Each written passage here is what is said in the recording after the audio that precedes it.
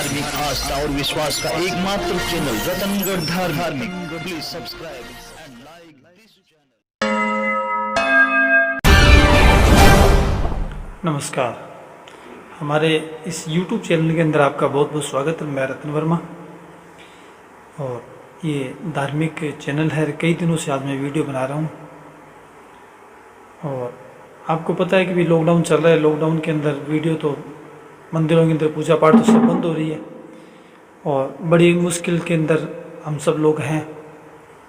घर में रहो, सुरक्षित रहो, ये हम सबको करना ही है और इसलिए हम घर के अंदर बैठ कर के वीडियो बना रहे हैं।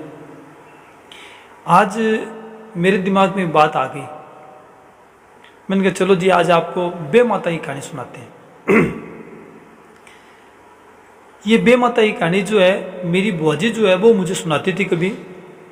वैसे मेरे पास बहुत सी कहानियाँ हैं, लगभग भी मुझे जो मेरे दादाजी ने मुझे सुनाई थी, मेरी दादी जी ने सुनाई थी, मेरी मम्मी ने मुझे सुनाई थी और कई बार मेरे पापा जी भी हमें सुनाते थे कहानी।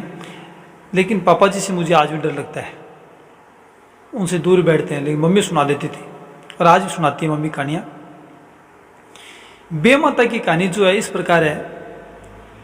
पहले मैं ये बात कहना चाहूँगा कि अगर आपको और कहानियाँ सुननी हो तो आप शेयर ज़रूर करना, सब्सक्राइब करना, कमेंट ज़रूर करना कि ये कहानी आपको अच्छी लगी या ना लगी। जो भी कमेंट्स हो आप करना आप ज़रूर। बे माता की कहानी के अंदर क्या होता है जी, एक बार एक राजा है, तो एक राजा को क्या है कि बे माता ने दर्शन दे दिए। अब बे माता को जब राजा ने दर्शन दे दिए तो राजा ने बे माता से पूछा कि बे माता जान के ना आप कौन होती है? बे माता वो होती है जो कहते हैं जी जो हमारे लेख लिखती है, हमारे जीवन के लेख लिखती है कि हमारे जीवन में आगे क्या क्या कुछ हो गया और क्या कुछ होने वाला है। सारा कहते हैं कि जो बचपन के अंदर जब हमारा जन्म होता है तो बे माता हमारा जो बे माता है वो हमारा लेख लिख देती है और उसी लेख के अंदर पूरा जीवन हमारा जाता है। किसके साथ क्या क्या घटनाएं जो घटनी है वो बे माता जो लेख लिखती है उसी हिसाब से होता है। तो बे माता ने जैसे ही राजा को दर्शन दिए तो राजा ने पूछा कि हे बे माता, आप मेरे जीवन के अंदर जो घटना घटेगी उसके बारे में बताइए। आप मेरे जो लेख लिखे हुए हैं, विधाता ने जो लेख लिखे हैं वो बताइए। तो बे माता ने हंस कर कहा कि देखो राजा, कि हम ये जो लेख है और ये जो आपके साथ जो घटना है हम किसी को नहीं बता सकते, ये हमारे को ऊपर से आदेश है। राजा ने जिद कर ली। राजा कहने लगे देखो जी, मैं आपको पता सत्यवादी राजा हूँ और मैंने एक बार आपके चरण पकड़ लिए तो मैं छोड़ूंगा नहीं। बे माता को यह भी पता था कि अगर ये राजा इतना सत्यवादी है, अगर इसने एक बार चरण पकड़ लिए तो ये छोड़ेगा नहीं। तो बे माता ने कहा भी देखो कि हम लेख बताते तो नहीं है, लेकिन राजा तू जिद कर रहा है तो मैं तेरे को लेख बता देती हूँ। तो राजा ने कहा बताइए बताइए बे माता, मेरे जीवन के अंदर आगे क्या घटने वाला है? तो बे माता ने कहा कि 12 साल बाद तेरे जीवन के अंदर तेरे कोड लिखा हुआ है। राजा को हंसी आई। राजा कहने लगे मेरे कोड? सेब खाता हूँ, अनार खाता हूँ, फल फ्रूट खाता हूँ, न जाने कितने कितने मैं बादाम काजू किशमिश सब खाता हूँ, मेरे कहाँ से ये कोड होगा? तो बे माता ने कहा भी तेरे जीवन के अंदर तेरे लेख लिखा हुआ है। तो राजा ने सोचा भी देखो कि बे माता की जो लेख है वो टल तो सकते नहीं। तो राजा ने कहा कि बे माता चलो आपने बताया कि मेरे जीवन के अंदर 12 साल बाद में मेरे कोड लिखा हुआ है, इसका कोई उपाय तो होगा कि मेरे कोड ना हो? हाँ। बे माता ने कहा हाँ ये जरूर है।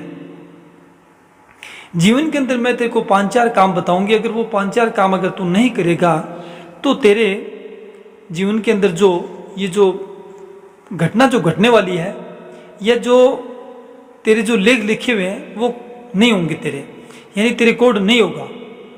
तो राजा ने कहा माता जी जल्दी से बताइए कि मेरे जीवन के अंदर मैं ऐसा क्या ना करूं कि जिससे मेरे को कोड ना हो। तो माता जी ने सर्वप्रथम में कहा कि देखो कि तेरे नगरी के अंदर कभी भी तू हवन मत करवाना। तो राजा हंसने लगा, अरे वाह ये क्या बात की माता जी, मैं मेरी नगरी में कभी भी हवन नहीं करवाऊंगा। तो माता जी ने कहा देखो भी पहली बात तो ये कि हवन मत करवाना, और अगर 1 नंबर हो गया ना, और अगर तूने हवन करवा भी लिया, ठीक है ना, तो हवन करवाने के बाद में तू सफेद रंग का घोड़ा मत खरीदना। तो राजा ने कहा हाँ ये बात तो बहुत बढ़िया, मैं घोड़ा भी नहीं खरीदूंगा। कहा भी अगर तूने घोड़ा खरीद भी लिया तो उस पर यात्रा मत करना, और अगर यात्रा भी कर ली तो किसी भी ब्राह्मण को तू नाराज मत करना। तो उन्होंने सारी बातें बता दी।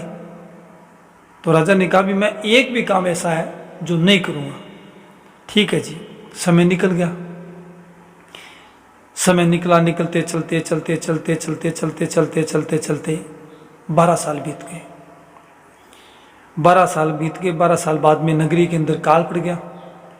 जनता त्राही त्राही करने लग गई। तो लोगों ने राजा से निवेदन किया कि महाराज नगरी के अंदर को हवन करवाइए जिससे हमारी नगरी के अंदर बरसात हो, हमारे तो अन्न धन की कमी आ गई है। अब इतना कहते राजा को बात याद आ गई, कभी 12 साल तो होने वाले हैं और ये कह रहे हैं कि भी आप हवन करवाओ। राजा ने कहा देखो जी मैं हवन वगैरह कुछ नहीं करवाऊंगा। तो मंत्री ने समझाया कि महाराज अगर आप हवन नहीं करवाओगे तो ये जनता नहीं रहेगी, और जनता अगर नहीं रही तो आपका राज किस पर चलेगा? जनता है तभी तो आपका राज है ना। हाँ ये बात तो है। राजा सोचने लगा। तो राजा ने कहा चलो जी हवन तो करवा लेते हैं। हवन की तैयारी करवाई। बहुत बड़ा हवन का कार्यक्रम रखा गया। और जैसे ही हवन का कार्यक्रम पूरा हुआ, जितने भी विद्वान आए हुए थे, विद्वान ने राजा से कहा कि भी देखो कि राजा जी आपने हवन तो करवा लिया है, आप ऐसे करिए कि आप एक सफेद रंग का घोड़ा खरीदिए और खरीद करके और आप उसके ऊपर पूरी नगरी में चक्कर लगाइए ताकि नगरी बिल्कुल एकदम शुद्ध हो जाए और इस नगरी के अंदर बारिश हो जाए। राजा ने कहा नहीं नहीं नहीं नहीं, नहीं। मैं घोड़ा नहीं खरीदूंगा। तो वहां जो विद्वान बैठे थे उन्होंने कहा महाराज अगर आप घोड़ा नहीं खरीदोगे तो ये जो हवन हमने किया आपके नाम से ये अपूर्ण माना जाएगा। तो राजा ने कहा चलो ऐसे करिए कि घोड़ा जो है आप ऐसे करिए मंत्री के नाम से खरीद लीजिए, मेरा मंत्री है। कि नहीं महाराज नगरी आपकी, राजा आप, अभी तो जो आप करोगे ना आपके हिसाब से ही इस नगरी को फायदा होगा। अब राजा सोचने लग गया। राजा ने सोचा मन के अंदर भी तो कई काम बाकी है, चलो ठीक है घोड़ा खरीद लो जी। अब सफेद रंग का घोड़ा जैसे ही राजा के लिए खरीदा गया तो जो ब्राह्मण थे उन्होंने कहा, विद्वान थे उन्होंने कहा महाराज आप इस पर चढ़ करके यात्रा कीजिए। राजा ने कहा नहीं नहीं नहीं नहीं नहीं, मैं यात्रा नहीं करूंगा, यात्रा के लिए मेरे मंत्री को भेज दीजिए।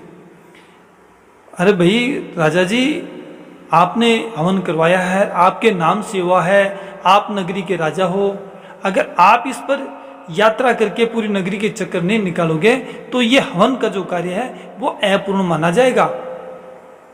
अब राजा सोचने लग गया भी ये तो करना पड़ेगा, बहुत बड़ा यज्ञ था, इतने विद्वान बैठे थे, पूरी नगरी के लोग बैठे थे वहां पे। ठीक है जी। राजा ने जैसे ही घोड़े पर बैठा और नगरी का चक्कर लगाया, चक्कर लगा करके वापस आया तो उनका ठीक है जी महाराज आपने चक्कर तो लगा लिया, अब आप बैठिए।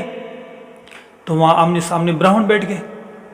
वो ब्राह्मण बैठने के बाद में ब्राह्मणों ने मंत्र शुरू कर दिया। तो मंत्रों के अंदर राजा ने कहा भी आपकी जो पटरानी है आप उनको बुलाइए, वो आपके साथ बैठेगी इस हवन कुंड के पास में। कहने लगे ठीक है जी। राजा भी बैठ गया और जो महारानी थी पटरानी थी वो भी बैठ गई। अब राजा ने मंत्र शुरू किए, ओम भूर्भुवः स्वः तत्सवितुर्वरेण्यं भर्गो देवस्य धीमहि धियो न प्रचोदयात्। इस प्रकार के जो भी मंत्र थे राजा वो ब्राह्मण थे वो बोलने लगे थे।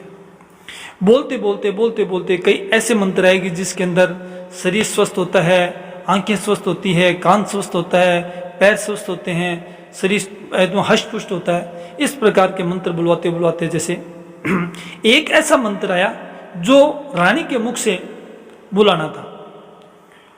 तो ब्राह्मणों ने वो मंत्र जैसे ही रानी के मुख से बुलाया, बुलाते ही राजा को गुस्सा आया।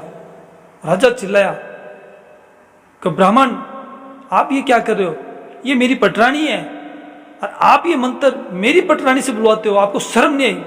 इतना कहते ब्राह्मणों को उन्होंने, जो विद्वान जो ब्राह्मण बैठे थे, उन्होंने, राजा ने उनका अपमान कर दिया। और जैसे ही ब्राह्मणों का अपमान हुआ, जैसे ही ब्राह्मणों का राजा ने अपमान किया, और वो ब्राह्मण वहां खड़े हो गए, कमंडल के अंदर पानी डाला और राजा को श्राप दिया कि जा राजा, तेरे 12 साल का कोड हो। इतना कहते राजा को सोचने लग गया, राजा को कोड हो गया। कोड होने के बाद में 12 साल बाद कहते हैं जो भी कहानी आगे बढ़ी, ठीक हो गया। तो राजा ने गांव के अंदर हिला फिरवा दिया कि देखो बे माता का जो लेख है, बे माता ने जो लेख लिख दिया है वो कभी टल नहीं सकता। उन्होंने जो लेख लिखे अपने कर्मों के अनुसार, वो लेख सबको भुगतने ही पड़ेंगे। जय श्री श्याम, जय मां कन्या जी की। अगर हमारी कथा और ये कहानी अगर आपको अच्छी लगी हो तो आप इसको शेयर जरूर करना। अगर दोबारा और कहानी सुननी हो तो आप हमारे को कमेंट्स जरूर करना। मैं अगली बार आपको जिंतरी की कहानी सुनाऊंगा। चल मेरी जिंत वो ना, चल मेरे डाम की डमाक डम, चल मेरे डाम की डमाक डम, जिंतरी की कहानी वो मैं आपको जरूर सुनाऊंगा। जय श्री श्याम, जय मां कन्या जी। बंद करना फोन। धार्मिक आस्था और जय। विश्वास का एकमात्र चैनल रतनगढ़ धार्मिक। Please subscribe and